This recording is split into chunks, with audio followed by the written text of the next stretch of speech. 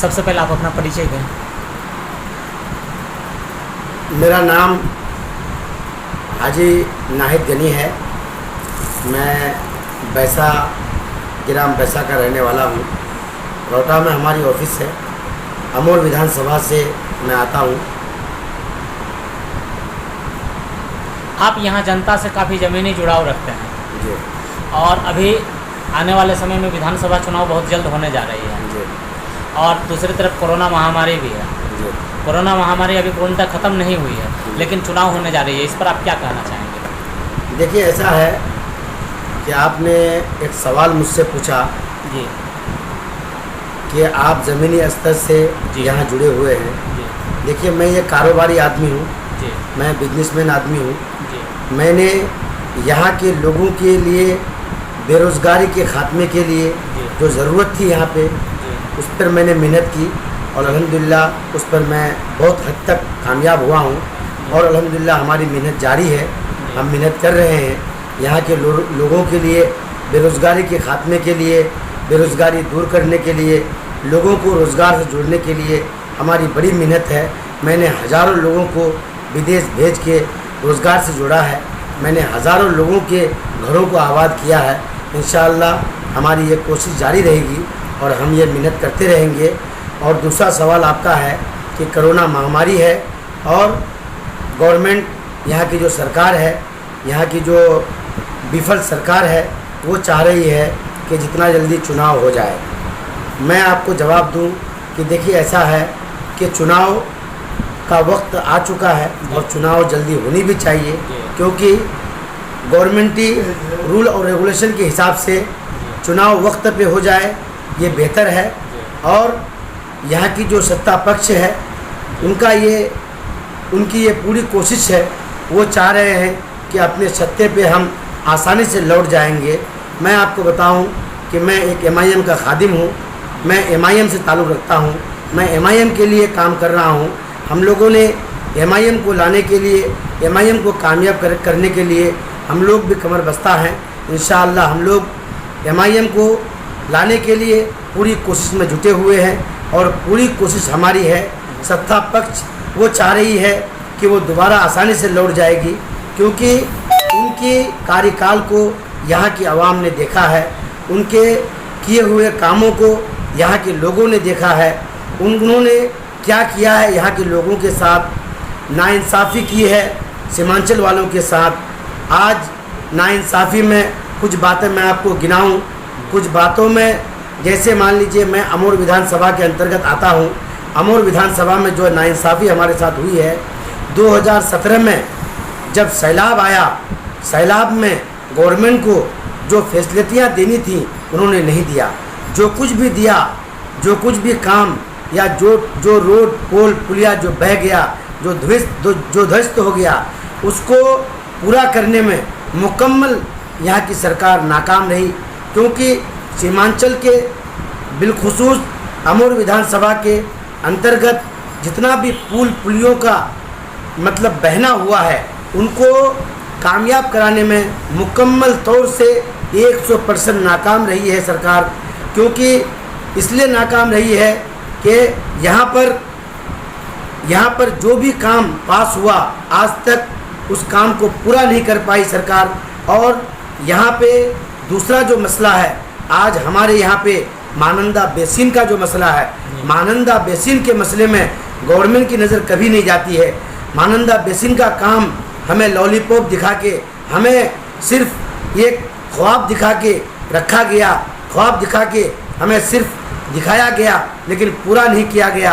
आज सीमांचल में, आज अमोर विधानसभा में जो नदी कटाव का जो मसला है, इतना बड़ा मैटर है। नदी कटाव का जो मसला है, इतना बड़ा मसला है कि यहाँ के लोग यानी अपनी जायदाद को खो रहे हैं, अपने घरों को खो रहे हैं, अपने बनाए हुए चमन को खो रहे हैं। यहाँ के लोग अपनी खेती बाड़ी के ज़मीन को खो रहे हैं। हर तरह से लोग परेशान हैं, लेकिन नदी कटाव की तरफ, महानंदा बेसिन की तरफ गवर्नमेंट की कभी नज़र नहीं जाती है।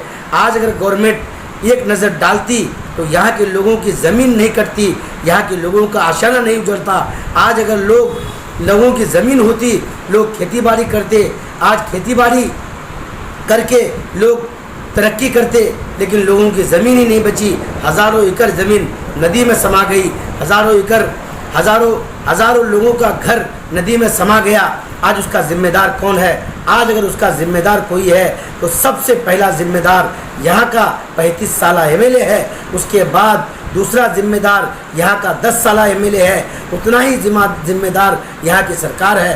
क्योंकि यहाँ की सरकार 15 साल सत्ते में रही, 15 साल तक उनकी नज़र नहीं पड़ी यहाँ के कामों पे, यहाँ के नदी कटाव पे, यहाँ के महानंदा बेसिन के काम पे। आज अगर महानंदा बेसिन का काम हुआ होता तो यहाँ के लोग दारकुला से जुड़ जाते, यहाँ के लोग किशनगंज से जुड़ जाते, यहाँ के लोग आसानी से बंगाल से जुड़ जाते, लोगों का कारोबार होता। लेकिन आज महानंदा बेसिन का काम रुकने की वजह से लोग जलस्तर में, लोग पानी में डूब रहे हैं, लोग मर रहे हैं। लोगों का रोज़ यानी ये समझ लीजिए, ना तो यहाँ पे मुकम्मल एम्बुलेंस का कोई इंतज़ाम है, ना डॉक्टर का इंतज़ाम है। हॉस्पिटल का ब्रांच दिया गया है, लेकिन हॉस्पिटल में डॉक्टर नहीं है, दवाइयाँ मुहैया नहीं की जा रही हैं। आज हमारी माँ बहनें अगर सख्त बीमार पड़ जाती हैं, पूर्णिया पहुँचते पहुँचते उनका मौत हो जाता है। इसकी ज़िम्मेदार यहाँ की सरकार है। वो सरकार अगर चाह रही है कि आसानी से हम सत्ते में आ जाएंगे, आसानी से हम सत्ता को फिर दोबारा अपने कुर्सी को संभालेंगे, इतनी आसानी उनकी नहीं होगी। क्योंकि यहाँ की गवर्नमेंट ने लोगों को जो ठगा है, यहाँ की सरकार ने लोगों को जो लॉलीपॉप दिखाया है, अब जनता जाग चुकी है। अब जनता एमआईएम के साथ है। एमआईएम को लाने में जनता मुकम्मल तौर से कमर बस्ता हो चुकी है। इंशाअल्लाह हम लोग एमआईएम को कामयाब कराएंगे। एमआईएम को कामयाब करा के ये जितने भी रुके हुए काम हैं इंशाअल्लाह हम लोग एमआईएम के माध्यम से पूरा करेंगे।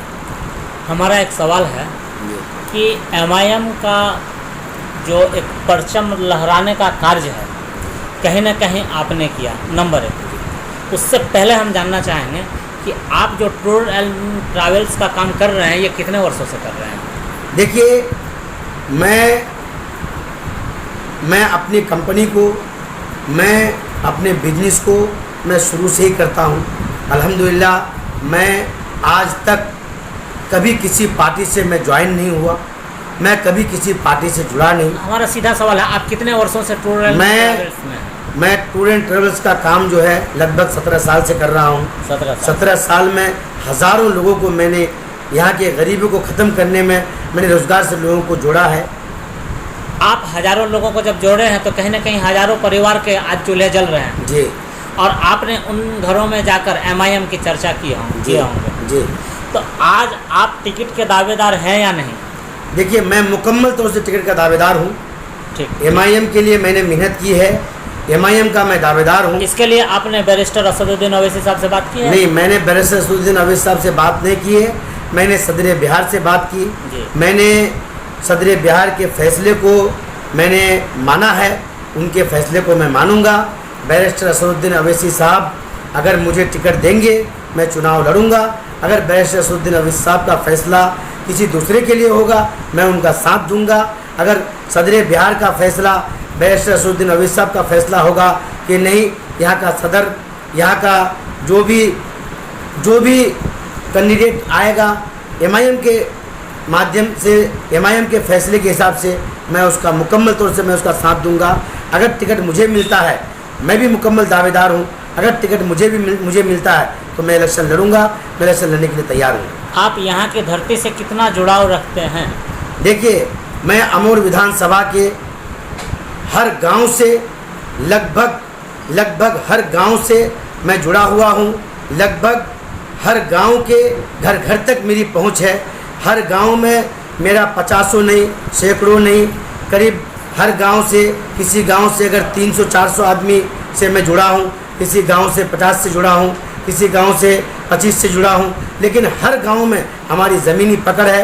ज़मीनी पकड़ इसलिए है कि मैंने जो विदेश का काम किया, इस काम को करके मैं ज़मीनी स्तर को मैंने मजबूत किया और ज़मीनी स्तर से मैं मजबूत हूँ।